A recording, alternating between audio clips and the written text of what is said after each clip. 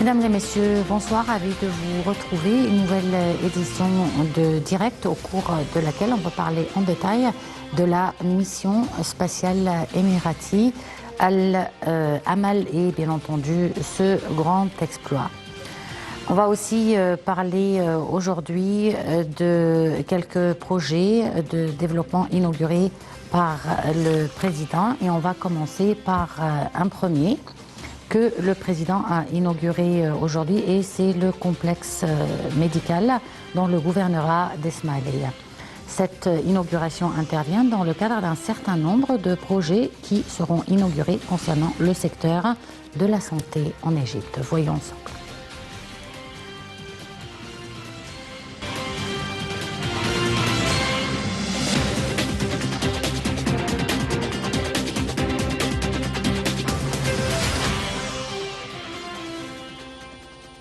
Le président Abdel Fattah el-Sisi a inauguré aujourd'hui le complexe médical intégré à Ismaïlia et d'autres projets médicaux dans les différents gouvernorats. Le complexe médical intégré comprend des centres de traitement intégrés de différentes spécialités ainsi que les urgences qui fournissent des services médicaux aux habitants du gouvernorat conformément aux dernières normes internationales d'accréditation et de qualité.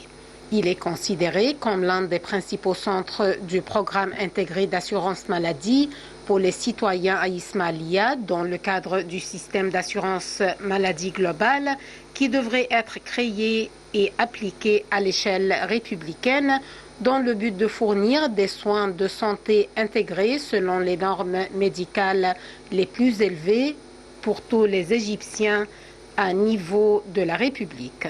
Le président el-Sisi a déclaré que les initiatives dans le secteur de la santé avaient été lancées avant la crise du coronavirus. Nous cherchons à achever le système complet d'assurance maladie d'ici 10 ans au lieu de 15 ans, a affirmé le président. Le chef de l'État a également indiqué que les projets de développement visant à développer les villages égyptiens contribueront à améliorer la situation sanitaire.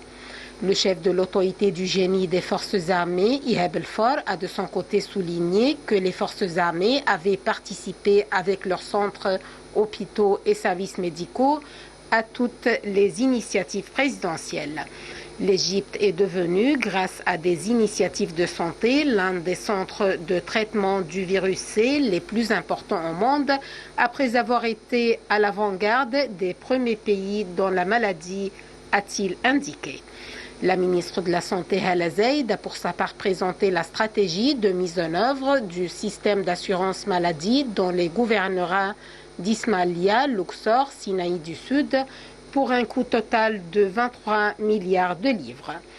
Elle a ajouté que la stratégie sanitaire pour mettre en œuvre le système dans les gouvernorats de la première phase, qui comprend Port Saïd, Ismaïlia, Sinaï du Sud, Luxor, Suez et Assouan, comprenait plusieurs axes dont les plus importants sont la planification sanitaire, la préparation des infrastructures et des équipements, l'automatisation et la transformation numérique, ainsi que la formation de ressources humaines.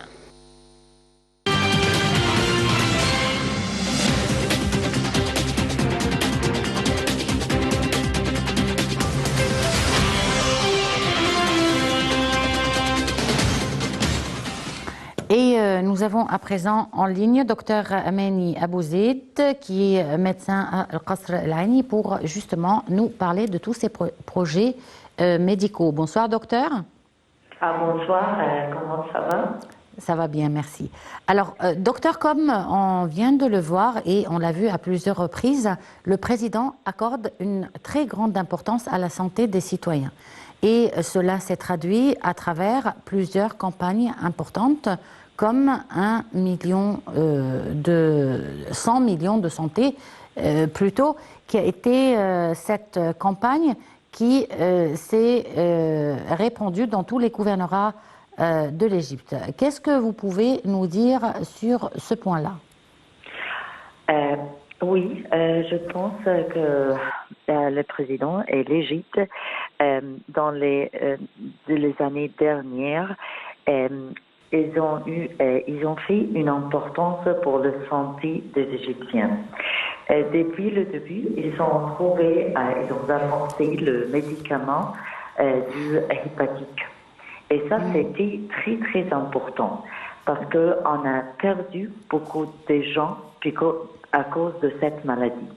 Et on a perdu beaucoup d'économies à cause de cette maladie.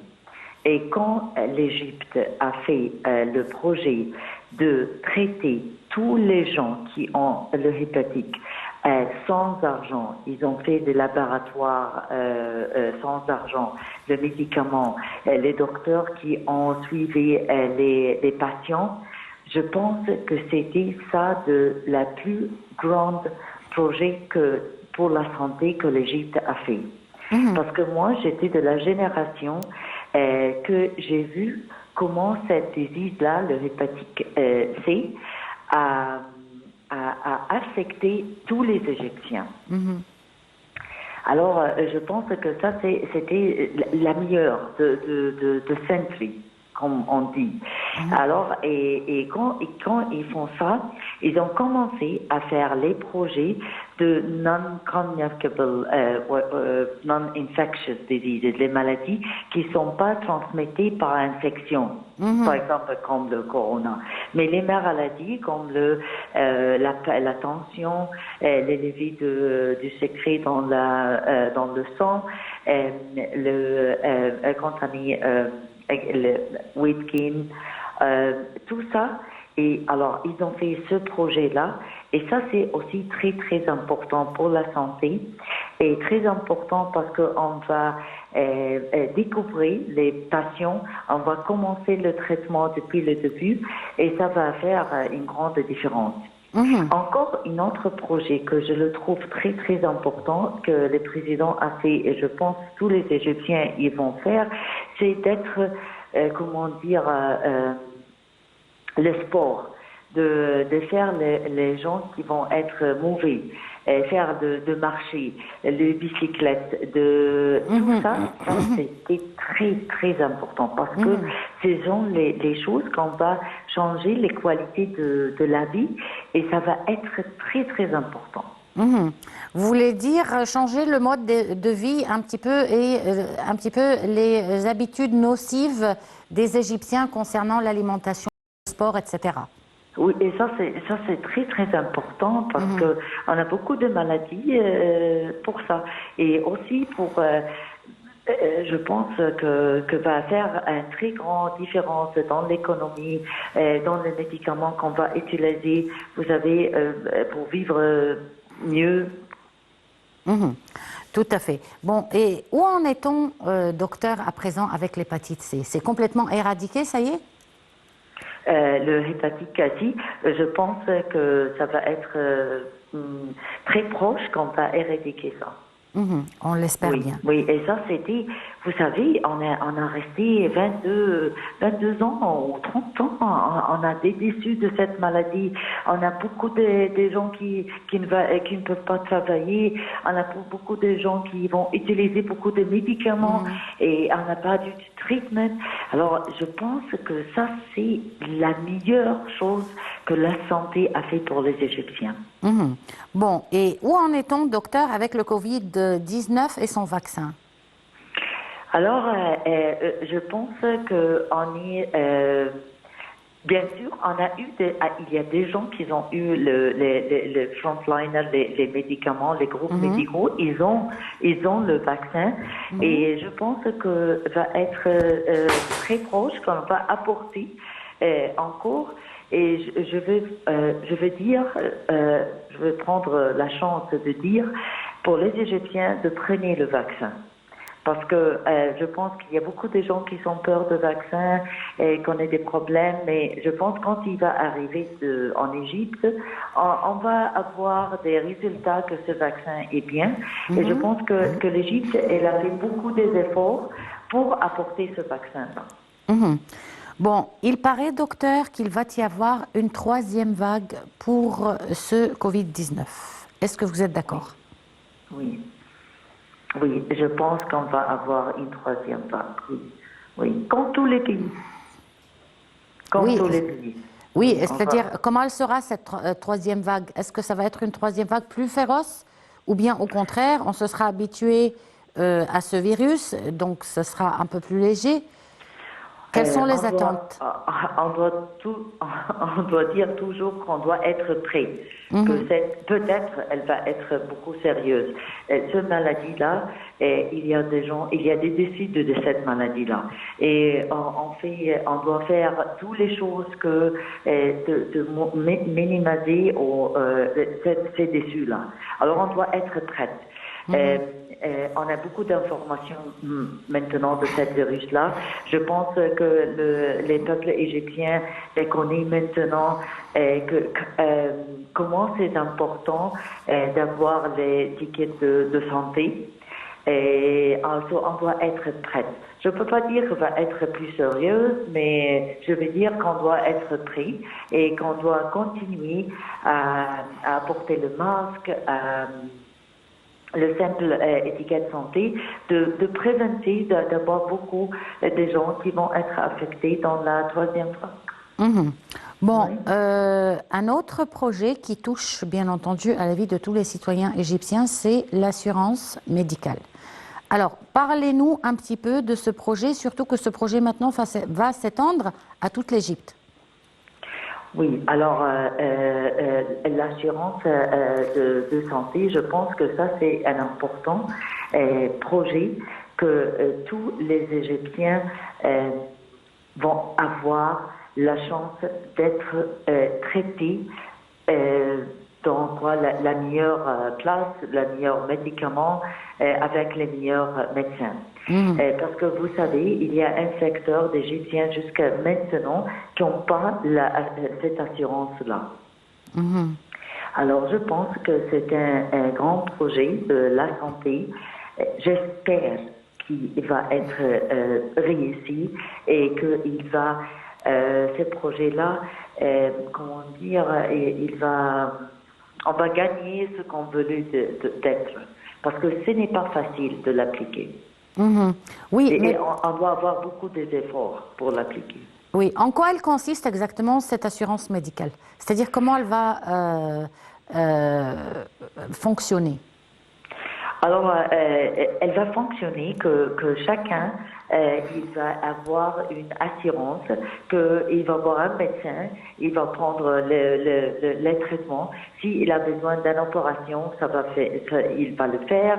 Vous savez, parce que maintenant, on a beaucoup des secteurs qui sont privés, des secteurs qui ne sont pas privés, des hôpitaux qui sont pas très très bien, des hôpitaux qui sont bien.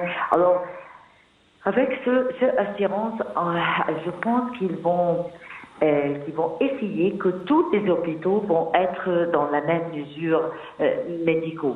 Vous savez, oui. C'est-à-dire que les citoyens égyptiens seront soignés dans des hôpitaux privés ou publics? Et on va être tous dans des hôpitaux sous l'assurance médicaux. J'ai pas très bien compris, docteur. Les hôpitaux vont être au-dessus de ces systèmes. Même les hôpitaux privés? Même les hôpitaux privés. Et qui va orienter les malades vers ces hôpitaux? Le médecin de la famille? Le médecin de la famille, il va voir d'abord de maladie et c'est lui-même qui va dire, alors tu as besoin de cette spécialité, tu as besoin de cette spécialité. Bon, oui.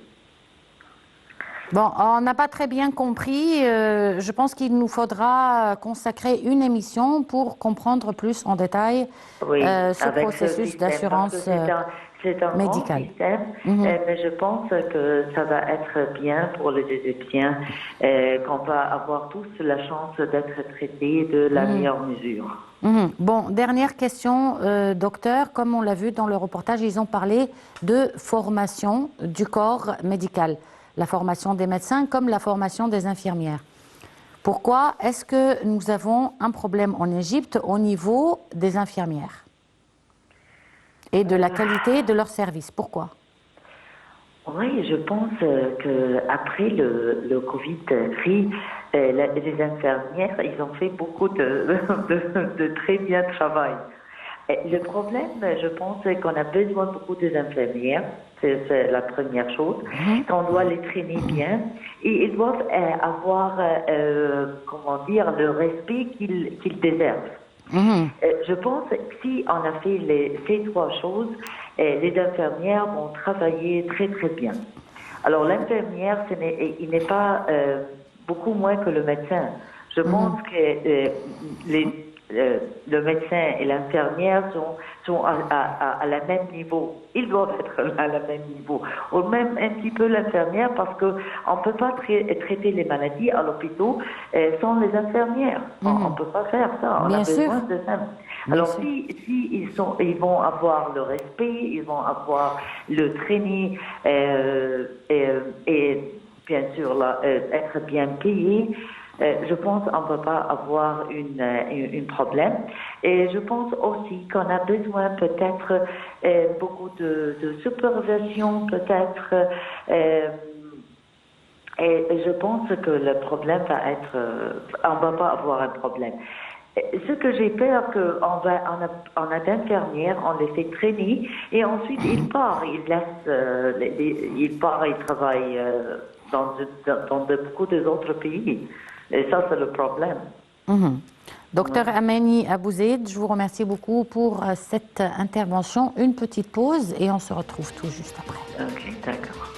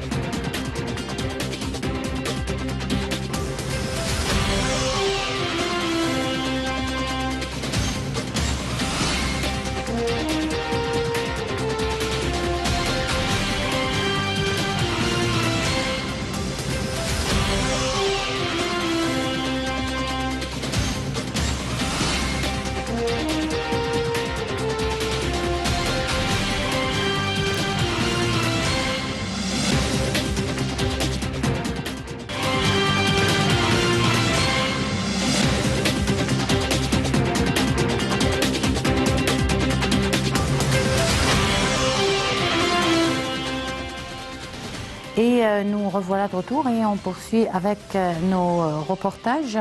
Le président Abdel Fattah al-Sisi s'est réuni hier avec le Premier ministre Dr Mostafa Madbouli, le ministre de l'Électricité Dr Mohamed Sheker, le ministre des Ressources hydrauliques et de l'Irrigation Mohamed Abdel Aati, le ministre de l'Agriculture Al-Sayed Al-Qusseir ainsi que le conseiller présidentiel pour l'urbanisme Amir Sayed Ahmad et le chef de l'autorité du génie militaire Iheb Al-For. La réunion a porté sur la mise en exécution du projet national de développement du centre et du nord du Sinaï, surtout en ce qui concerne la culture de la terre et l'eau. Le chef de l'État a examiné les étapes exécutives des projets visant à fournir et à transporter l'eau de la station d'épuration jusqu'aux terres au centre et au nord du Sinaï. Un reportage.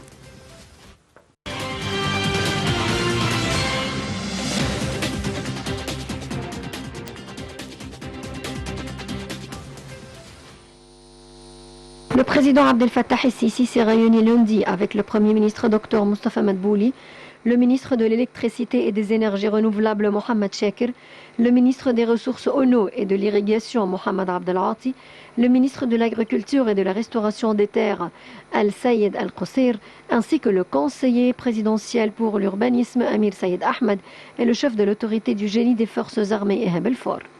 Au cours de la réunion, la position exécutive du projet national de développement du centre et du nord du Sinaï a été abordée, surtout en ce qui concerne la bonification et l'agriculture des terres avec de l'eau rejetée par la station de Bahr el-Bakr.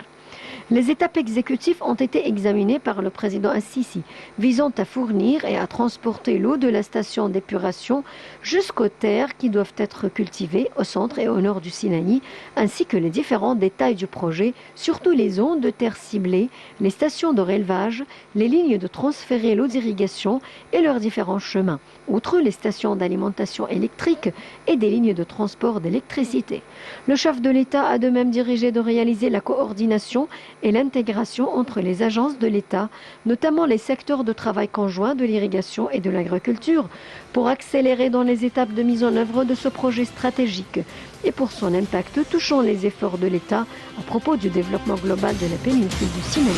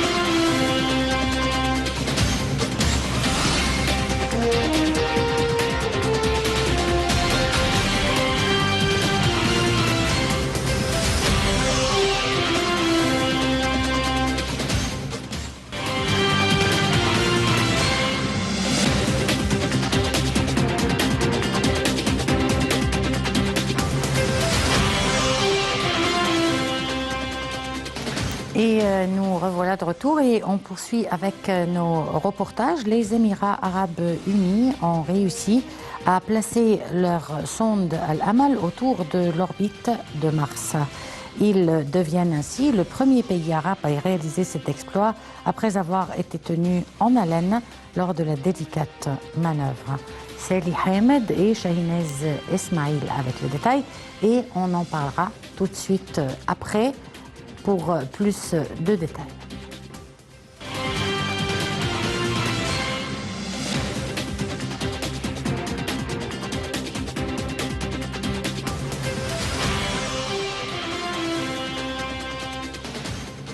Les Émirats arabes unis ont réussi à placer leur sonde Al-Amal autour de l'orbite de Mars.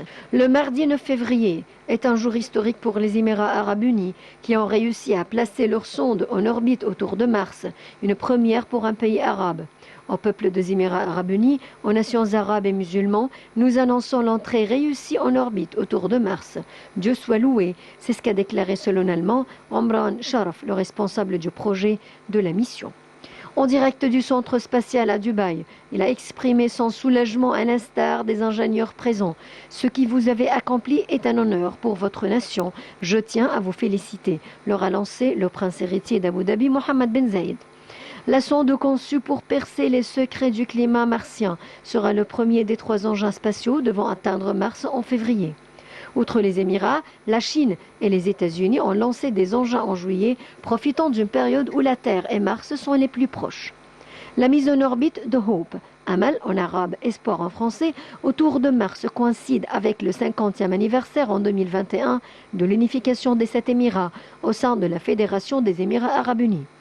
La sonde Al-Amal a commencé une manœuvre de 27 minutes à 15h30 GMT, consistant à ralentir suffisamment pour être tirée par la gravité martienne, la partie la plus difficile de la mission selon des responsables.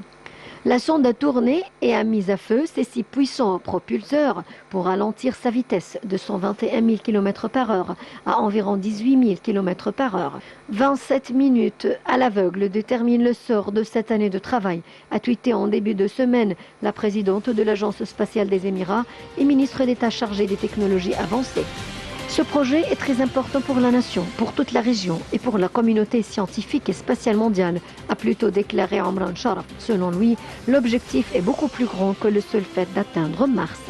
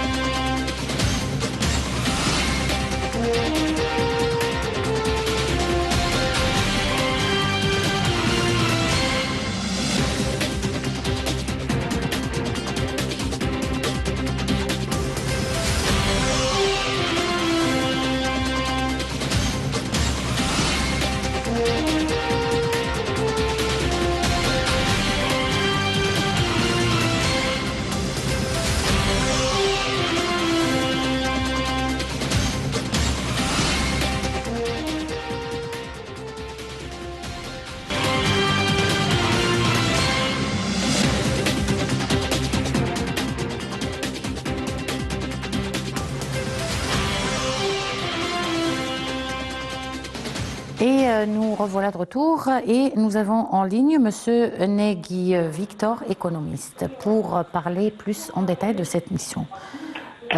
Monsieur Nagui Victor, bonsoir. Bonsoir. Vous pouvez juste, s'il vous plaît, baisser le son de la télévision ou vous éloigner de la télévision? Oui, je peux. Bon, alors, Monsieur Nagui Victor, si vous pouvez nous parler de l'importance de cette mission Emirati Al-Amal. Oui, moi je crois qu'il faudrait remonter déjà aux années 2017, là où le cheikh Mohammed ibn Zayed Al Nahyan, le prince héritier, a convoqué un groupe de jeunes émiratis, de jeunes scientifiques, leur demandant d'étudier et de mettre en œuvre la réalisation d'une telle sonde. On sait très bien que les Émirats est un pays très riche. Il aurait pu acheter une sonde toute faite. Mais il n'a pas voulu, il a demandé à ces jeunes de participer. Et effectivement, en collaboration avec des laboratoires américains, ils ont réussi à sortir cet engin. Cet engin non habité, est parti en juillet. Mais pas tout seul. En juillet, il y a deux autres engins qui sont partis, un américain et un chinois. Cet engin a été lancé par une fusée japonaise à partir du sud-ouest du Japon. Cet engin a pour but de percer les secrets du temps sur la planète rouge. La sonde restera en orbite toute une année martienne. L'année martienne est presque le double de l'année terrestre, soit 687 jours. Cette mission doit étudier l'atmosphère de Mars pour fournir une première compréhension complète de ces variations climatiques sur une année entière. Pour arriver à ça, cette sonde est munie de trois instruments. Trois instruments qui sont fixés sur la sonde. Le premier instrument est un spectromètre infrarouge pour mesurer la basse atmosphère. Il y a une caméra couleur de très haute résolution pour mesurer le niveau d'ozone, et il y a un deuxième spectromètre, mais ultraviolet, pour mesurer le niveau d'oxygène et d'hydrogène. Il faut savoir que la compréhension des atmosphères d'autres planètes doit permettre de mieux comprendre le climat de la Terre. D'où vient l'importance de ça. Quelle est la relation entre le climat de la Terre et les autres planètes?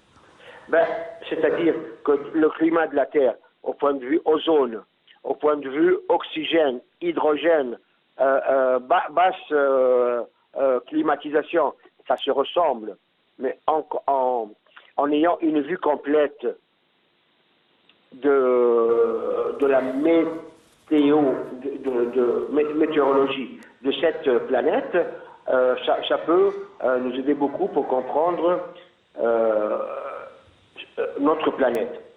Mais les activités de la Terre, telles que la pollution, par exemple, qui a causé le réchauffement climatique, ne peut pas avoir un impact sur les autres planètes? Sur les autres planètes, non, parce que il faut savoir, par exemple, que cette sonde a été lancée en juillet, le 19 juillet 2020. Et cette sonde a fait 500 millions de kilomètres pour arriver à son orbite. Donc, c'est très très loin. Les planètes ne sont pas aussi proches, mais ça peut donner, répondre à beaucoup de questions, beaucoup de points d'interrogation sur la planète sur laquelle nous vivons. Bon, pourquoi les astronautes sont surtout très préoccupés par la planète, particulièrement Mars? Pourquoi pas d'autres planètes? Oui, vous avez raison. Il y a une planète plus proche, beaucoup plus proche, qui est Neptune. Seulement, la température et l'atmosphère de cette planète, qui est beaucoup plus proche que Mars, c'est de l'acide sulfurique. Donc, dès que n'importe quel engin s'approche de cette planète, l'engin fond. Donc jusqu'à présent, l'homme n'a pas encore trouvé le moyen ni le matériel adéquat pour pouvoir accoster cette planète. C'est ça la raison. Il faut dire une chose, que cette sonde n'a pas pour but d'atterrir sur Mars. Cette sonde a pris place, d'ailleurs, pas prendra, a pris place le 9 février dans l'orbite autour de Mars.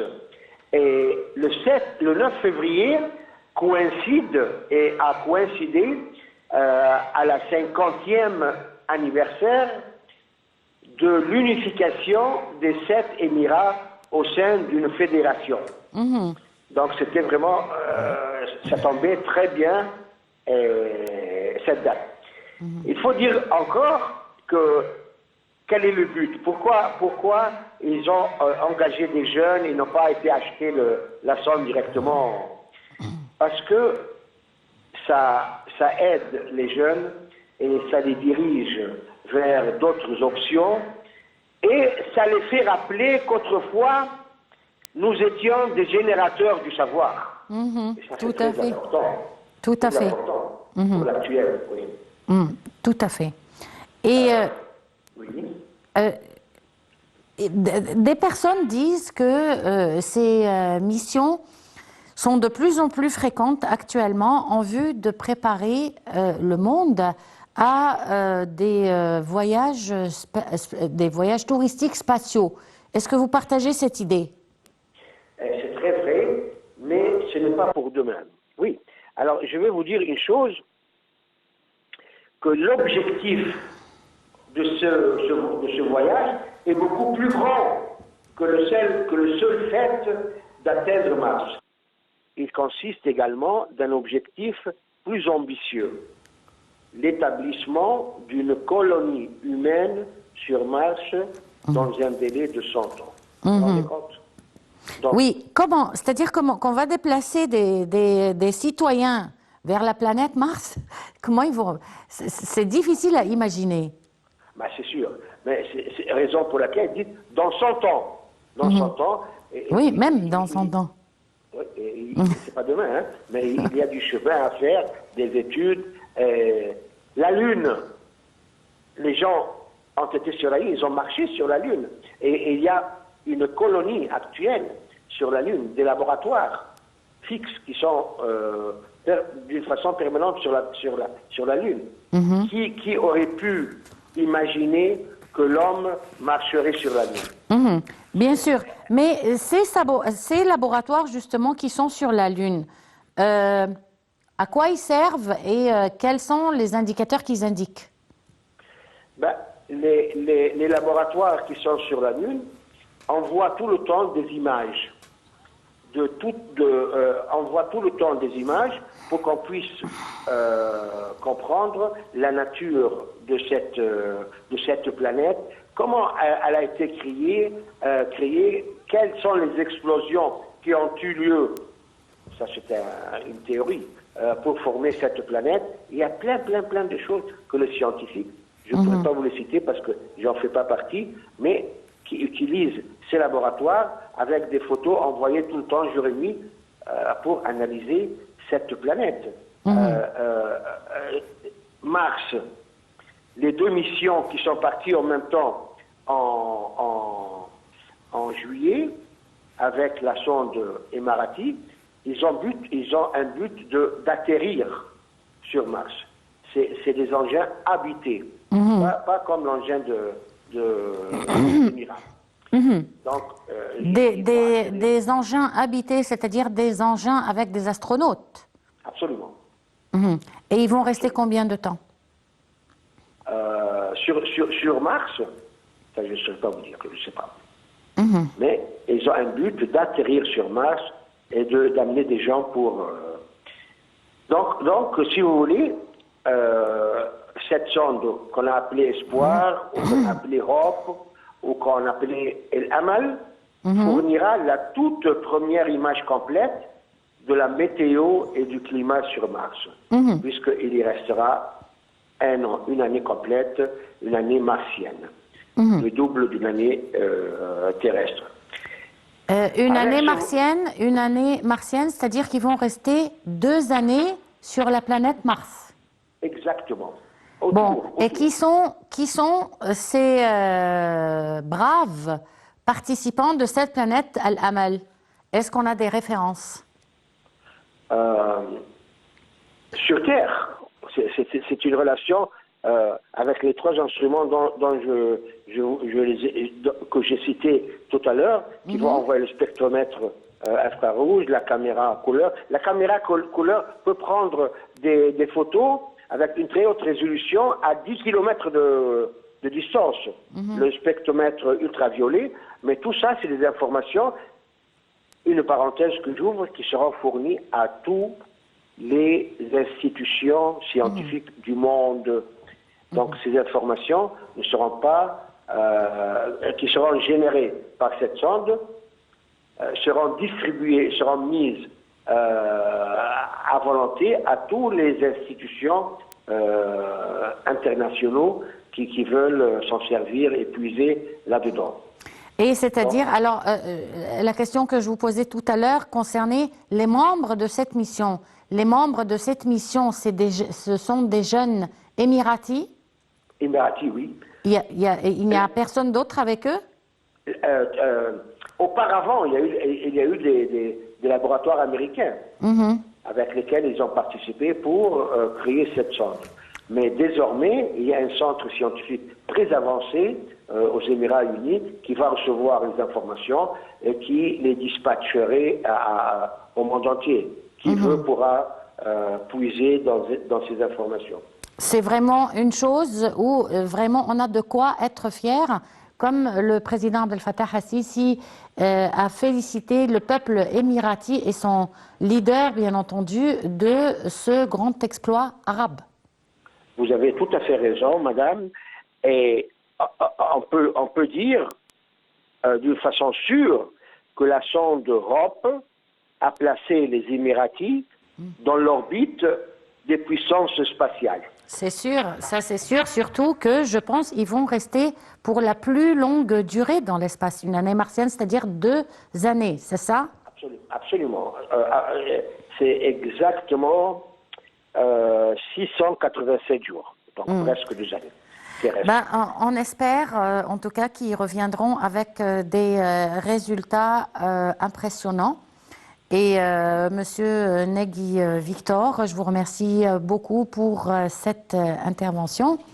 Et comme vraiment le président Abdel Fattah al-Sisi l'a dit, il y a de quoi être fier de cette mission de jeunes Arabes qui vont exploiter la planète Mars pour 2 années terrestres ou 1 année martienne.